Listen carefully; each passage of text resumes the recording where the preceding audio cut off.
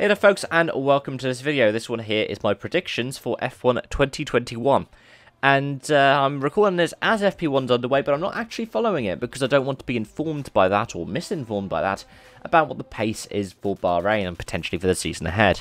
Now, if you watch my WRC predictions, you'll know that what I don't do is go through and go, okay, I'm going to predict somebody wins a certain rally, necessarily, but I will potentially point out one or two things I think might happen over the course of the season. And that's because as much as there are some things that I would potentially predict, such as Lewis Hamilton winning an 8 for Mercedes and Hamilton doing 8 on the bounce, I don't feel like those are the most interesting kind of predictions that I could be offering and going into a season such as this one. So here we go. My first prediction is going to be that Daniel Ricciardo wins a race.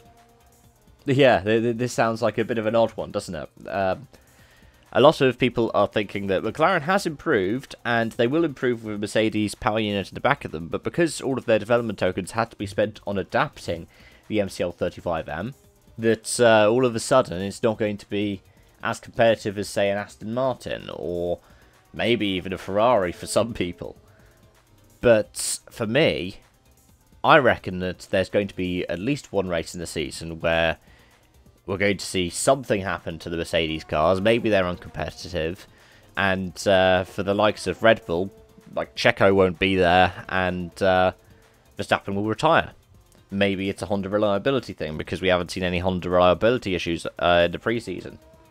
But yeah, I'm going to hedge my bets and say that I reckon that we're going to see McLaren win a race with Daniel Ricciardo. I don't reckon it's going to be Lando, but here's going to be a follow-up one.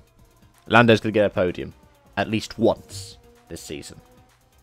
My second one is going to be that Nicholas Latifi is going to get his first F1 points. Again, this could be something where I'm likely to be proven wrong, but we found that both of the Williams drivers have the ability to be in the right place at the right time when it comes to actually being able to get points. But I reckon that Latifi, who's been in that situation more likely than George Russell, more often than George Russell, I have a feeling that he's going to get his first points of his career over the course of this season. And that's not necessarily a dig at Haas or a dig at Alpha. I have a feeling that when that moment's right, Latifi's going to be the one there to pick up the spoils. Another prediction I'm going to have is one driver is not going to win more than half the races on the calendar. Now, in the last few seasons, Lewis Hamilton has won half the races in the season. 2018, 2019, 2020. But I reckon that it's not necessarily a thing of the drivers' battle getting closer. I'm not going to say necessarily that it's going to be Verstappen doing this on a way to a title, or I'm not going to say that Bottas is likely to win half the races either.